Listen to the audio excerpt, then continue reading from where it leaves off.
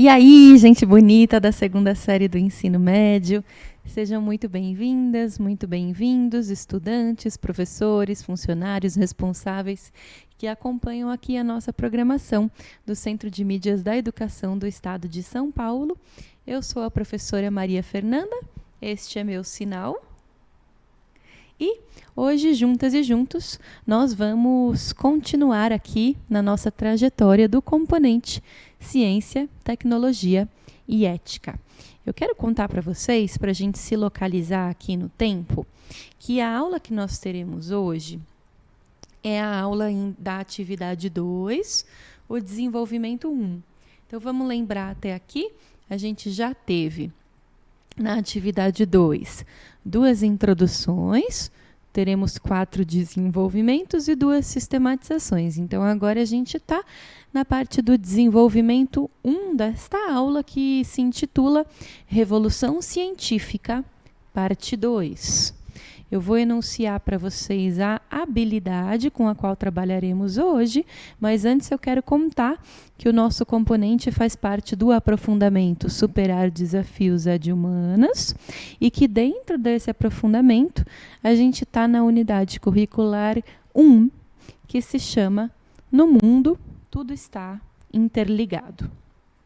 Então, como vocês sabem, em todas as nossas aulas a gente mobiliza uma habilidade de formação geral básica. Para essa aula, para esse componente, ela é sempre a mesma. É essa que aparece na tela para vocês e diz assim: elaborar hipóteses, selecionar evidências e compor argumentos relativos a processos políticos, econômicos, sociais, ambientais, culturais e epistemológicos, com base na sistematização de dados e também de informações de diferentes naturezas. Quando a gente fala em informações de diferentes naturezas, a gente está falando, por um exemplo, de expressões artísticas, de textos filosóficos, sociológicos, a gente está falando de gráficos, de documentos históricos e geográficos, de mapas, de tabelas, tradições orais. Então, a gente está falando de todo um conjunto de produção de conhecimento que deve ser mobilizada, né, para ampliação do repertório das e dos estudantes aí ao longo da nossa trajetória no nosso componente. Para além da habilidade de formação geral básica, a gente tem também a habilidade do eixo estruturante. Essa que vai ser mobilizada na aula de hoje é aqui a de selecionar e sistematizar. Aí pode ser com base em estudos ou pesquisas, informações e dados sobre temas e processos de natureza social. Então, natureza histórica, econômica, filosófica, política, cultural. Tudo isso a gente está falando de processos, né, de saberes humanos que envolvem diferentes pontos de vista. Então, qual que é a habilidade que a gente mobiliza hoje? É a de identificar diferentes pontos de vista, porque eu já falei para vocês algumas vezes aqui nas nossas aulas que pontos de vista abundam, tá certo, no mundo. Há mais pontos de vista do que grãos de areia na praia. Então, uma habilidade muito importante é a de que a gente consiga identificar diferentes pontos de vista e que a gente consiga também estabelecer, né, formular um ponto de vista próprio, mas, claro, tendo base em fontes confiáveis, em dados e informações, e que vocês consigam, no momento de apresentar seus pontos de vista, suas conclusões, também citar as referências e as fontes em que vocês foram buscar os dados. Certo? Então, essas são as habilidades com as quais trabalharemos. E vamos começar, então, o nosso percurso relembrando um pouquinho do que a gente conversou na nossa última aula, quando a gente falava sobre o Renascimento. Né? O Renascimento é esse período histórico que acontece na Europa, ali no finalzinho do século XVIII, mais ou menos, né? Então, finalzinho do século XVII, durante o século XVI, XVII,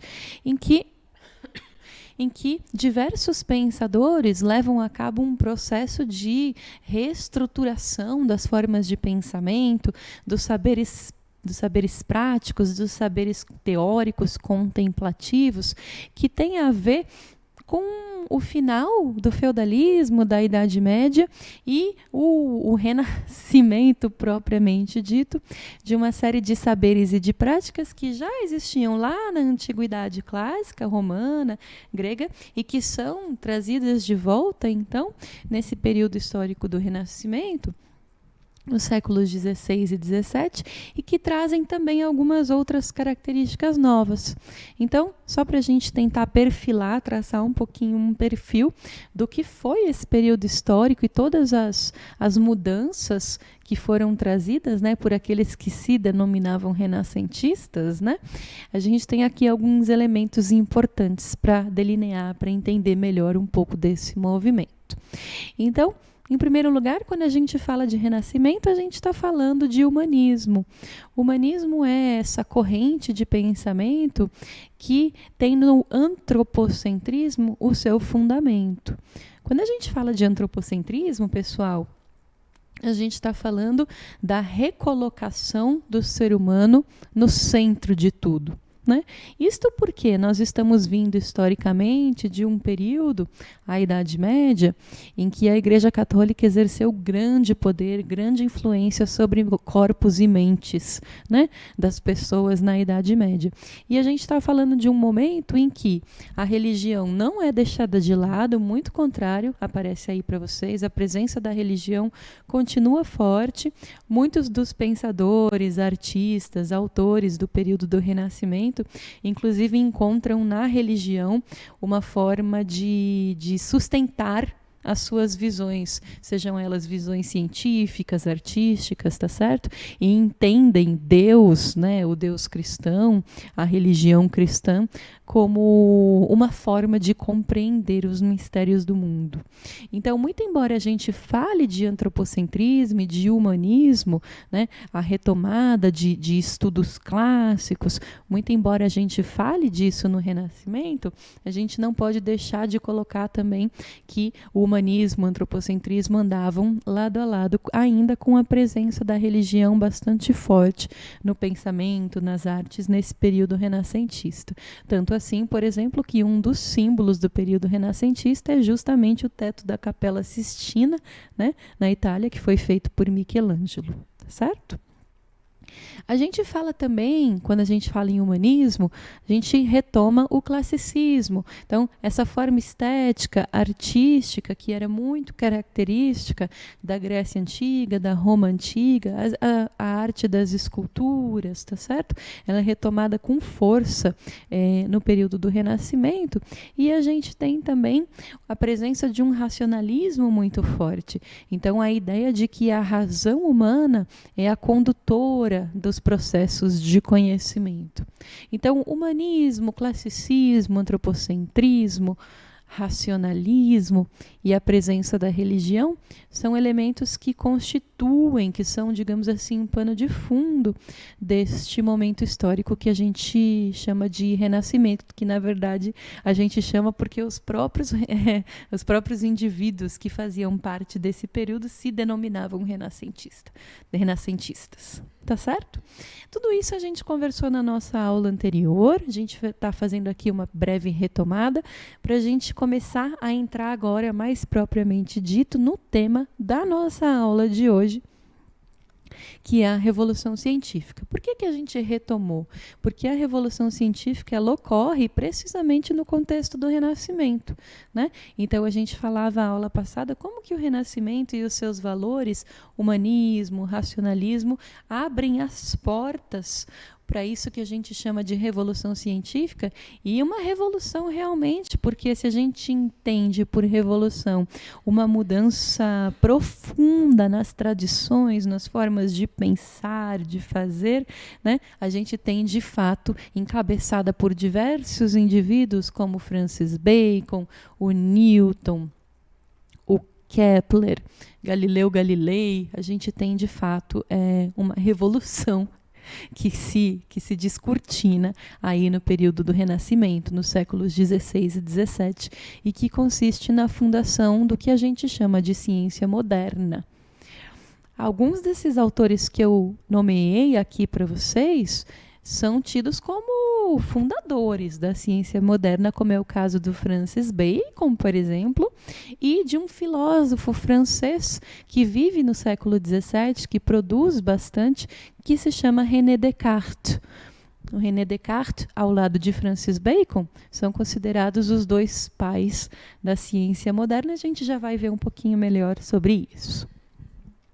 Eu gostaria de convidar vocês, pessoal, a contemplarem aqui, apreciarem e analisarem também essa obra que aparece aí na tela para vocês, e que é uma obra feita por William Blake em 1795, esse artista inglês que retrata Newton, Isaac Newton. Então, como que é essa obra, né? Ela é uma obra que tem um pano de fundo assim escuro, um azul, um preto, um cinza, e mostra um homem sentado, né, numa rocha, quase como se ele fizesse parte da rocha. Parece. O corpo dele tem até uma cor parecida com a cor da rocha, a pele dele, ele está nu, né? E a pele dele tem uma cor parecida com a cor da rocha. É quase como se ele tivesse, se o corpo dele fizesse parte mesmo dessa pedra, né? Como se o corpo dele fosse uma continuação dessa pedra. E ele está sentado numa posição meio difícil, meio estranha, não é uma posição muito natural. Ele está assim, com o tronco abaixado, quase encostando nas pernas, sentado, e ele segura um compasso. Com este compasso, ele desenha formas geométricas em um papel. Bem, vamos olhar com cuidado. Eu vou deixar a figura na tela por 1 minuto para vocês. Vamos olhar, vamos pensar com cuidado a partir da descrição que eu fiz aqui para vocês. O que será que William Blake quis fazer a gente pensar com essa obra? Vamos pensar, vamos refletir juntos? Daqui 1 minutinho a gente se vê.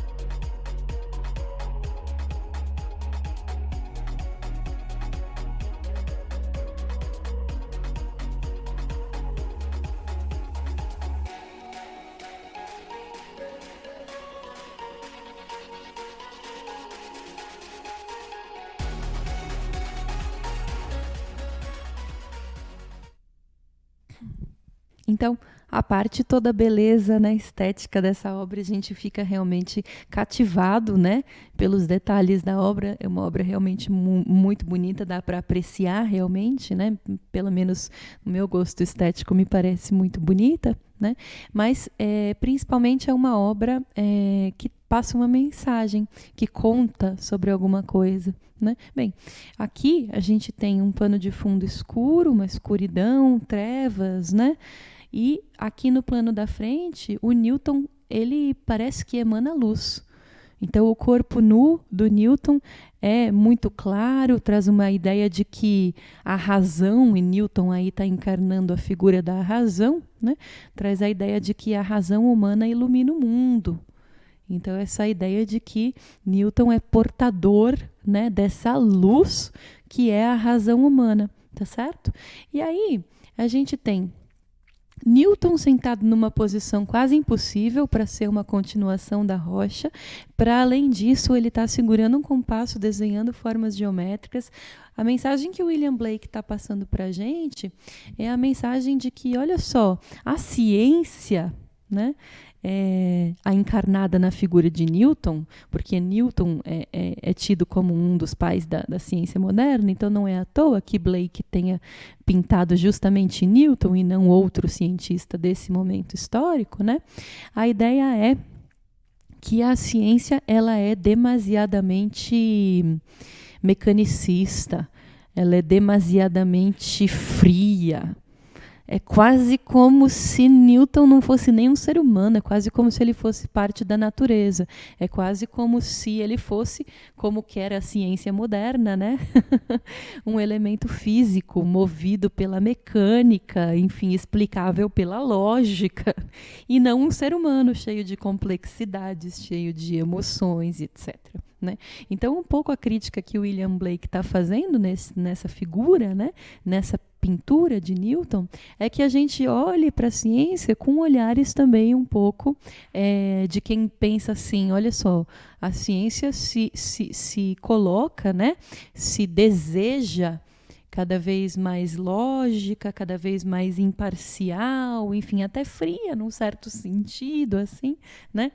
Mas ela é feita por seres humanos. E seres humanos, eles não são rochas, né? Eles não são mecânicos, eles não, né? Muito embora façam parte do movimento da natureza, que é um movimento, né? Sempre contínuo e lógico em algum sentido, os seres humanos são mais complexos do que isso. E essa imagem que o William Blake está colocando do Newton é a imagem que se consagrou desse homem que está aí na tela para vocês, né? Esse homem de pele branca, cabelo cinza, assim, que era tido como um homem que só pensava em ciência, um homem que entende o mundo de forma mecânica, né?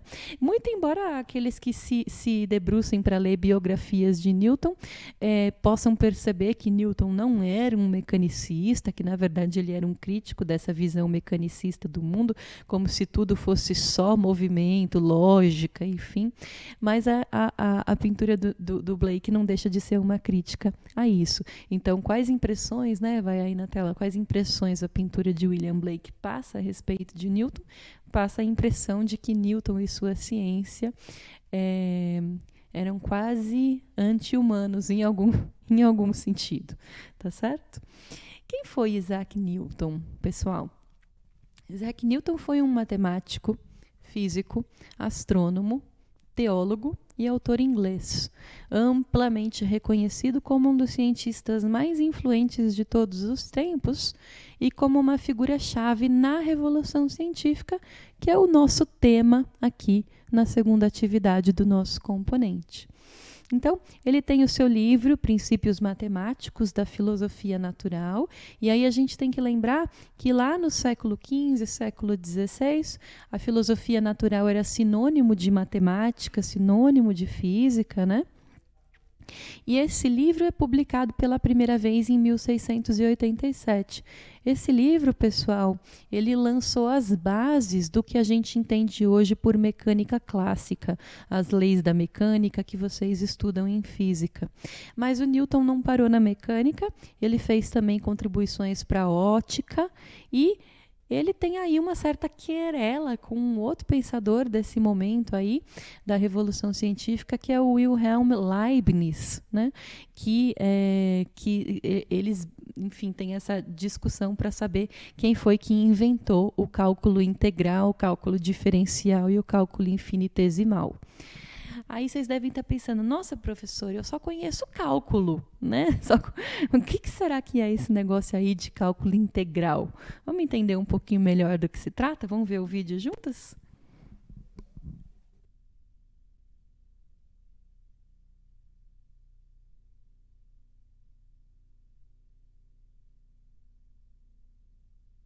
Bom, pessoal, então essa vai ser a nossa primeira aula de uma série de aulas que eu vou fornecer aqui no blog, falando sobre integrais, ok? Então, a primeira coisa que a gente tem que entender é o que é uma integral. Pensou em integral, pensou em área, ok? E olha só, lembra no vestibular, no colégio e tal, a gente sempre fazia áreas do tipo base vezes altura, né? Se tinha um triângulo, era base vezes altura sobre 2, etc. Agora a gente vai cair em coisas desse tipo aqui. A gente vai querer calcular uma área que não é um triângulo, é uma curva, né? E aí não tem uma fórmula fácil para a gente poder calcular. Então, o cálculo integral, pessoal, que Newton e Leibniz disputam assim a paternidade, né? É esse cálculo de áreas curvas, né? Então, na escola a gente aprende o cálculo de áreas triangulares, né? Mas as áreas curvas é um pouquinho mais difícil e para isso recorre-se ao cálculo integral, para o qual Newton contribuiu grandemente, se não propriamente concebeu, tá certo? Aí, vejam só essa obra, pessoal, de Palladio Palladie, em que aparece o Newton assim, sentado, né, numa espécie de uma cadeira, parece um trono, quase como se ele fosse um rei, ao seu lado tem o globo, quase como se ele desvendasse os mistérios do mundo, né, um cientista propriamente dito. E esse quadro, ele mostra para a gente o momento em que Newton faz a descoberta da refração da luz, né? Quando a luz se divide num prisma, né? Então, aí uma das suas contribuições para a ótica. Interessante é que Newton, ao longo da sua carreira como cientista, tem diversos momentos que são narrados como momentos pitorescos, né? Então, ninguém nunca esquece aquela história da maçã, aquela anedota que contam, quase um mito, né? Que diz que Newton estava sentado embaixo de uma das macieiras do pomar da casa de sua mãe, no interior da Inglaterra, e diz que ele viu uma maçã caiu na sua cabeça, e aí ele teve assim uma eureka, né? Um momento de inspiração para estudar a teoria gravitacional, né? Então, a gente não sabe se isso aconteceu, muito possivelmente é uma história inventada, mas o fato é que Newton via corpos caindo o tempo todo, e essa foi o ponto de partida, né? Foi o gatilho para que ele estudasse a teoria gravitacional. Da mesma forma, essa obra retrata para a gente um certo momento específico, né? A gente não sabe se foi assim, se ele estava olhando pela janela e pensou na refração da luz, a gente não sabe, mas o fato é que ele via janelas, enfim, cristais todo o tempo, e certamente este foi o ponto de partida para ele pensar na ótica e na refração da luz, tá certo? Um outro pensador extremamente frutífero e importante para a Revolução Científica é esse aqui, que todo mundo já ouviu falar em algum momento na vida, o Galileu Galilei, esse homem, né, que nasce na metade do século XVII e vai até quase a metade do... nasce na metade do XVI e vai até quase a metade do XVII, né? Grande astrônomo, matemático, Galileu Galilei é mostrado aqui, nesse afresco de Giuseppe Bertini, mostrando para os outros um bando de gente interessada, né? Todo mundo olhando com bastante atenção para o Galileu, mostrando como se usava um telescópio. Galileu, ele não inventou o telescópio, viu, gente? O telescópio já existia, mas ele fez aprimoramentos, né, nas tecnologias de telescópios para que se conseguisse ver com mais clareza os corpos celestes, né? Então, Galileu também é um nome extremamente relevante quando a gente fala de revolução científica, assim como Francis Bacon.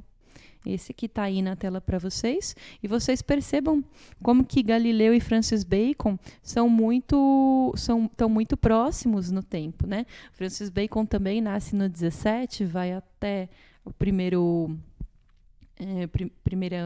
26 anos, né, do século 17. E ele tem uma teoria que a gente chama de teoria dos ídolos, que ele produz aí ao longo da sua vida, né? Em que ele diz o seguinte: olha, o pensamento humano ele está todo povoado disso que o Bacon chama de ídolos. O que são esses ídolos? São obstáculos, são distorções, são ilusões que obstruem a razão humana e que conduzem ao erro.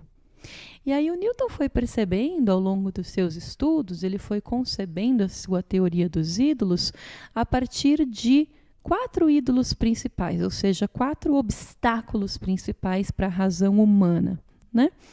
O primeiro ele nomeou ídolos da tribo, Né? E por que ídolos da tribo? Porque são ídolos que fazem parte de nós, seres humanos, da nossa convivência em sociedade. Né?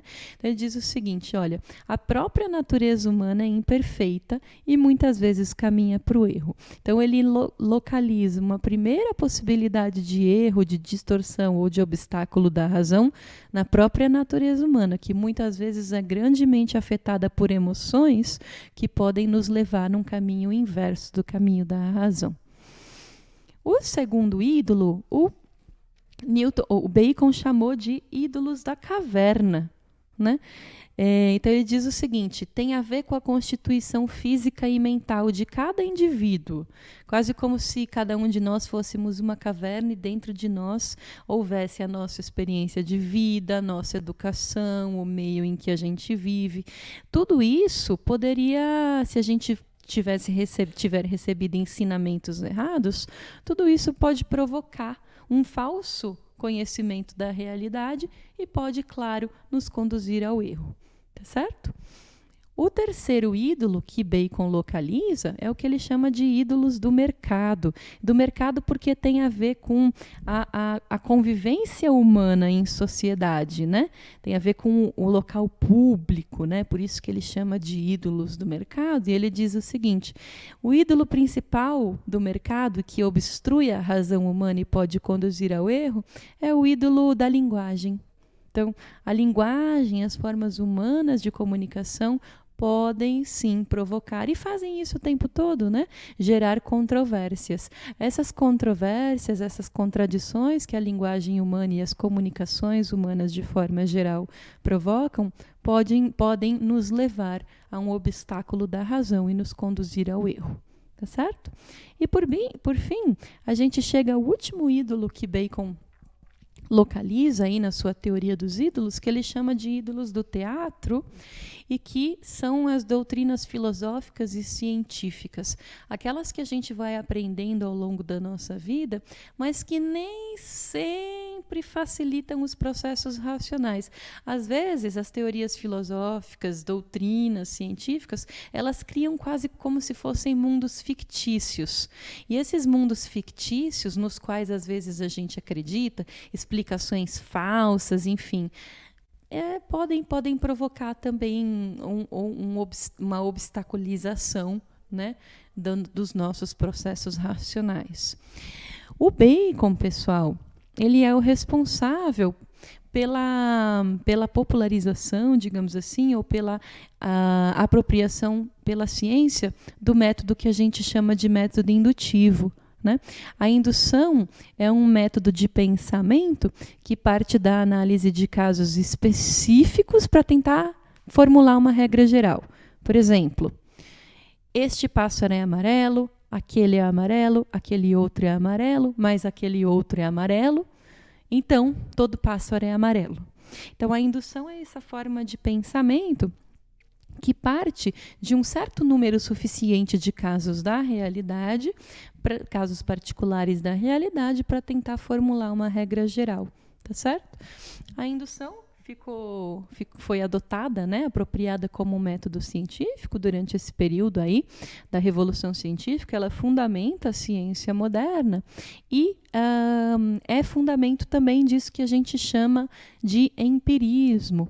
O empirismo, essa metodologia científica que era muito utilizada por Bacon e por outros cientistas do Renascimento, da Revolução Científica, que consiste em observar a realidade, não dar nada de antemão, nada como dado, nada como simples, nem como natural, mas observar a realidade cautelosa e detalhadamente para tentar compreendê-la e, a partir dessa observação, procurar formular explicações gerais. São as chamadas explicações científicas.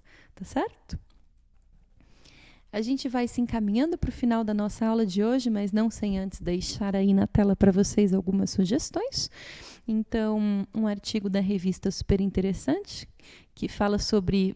Então, o Newton era um homem muito crente, né? Tinha muita fé, não necessariamente a fé cristã, mas é interessante vocês entenderem como funcionava aí o pensamento de Newton entre fé e física. Tá certo?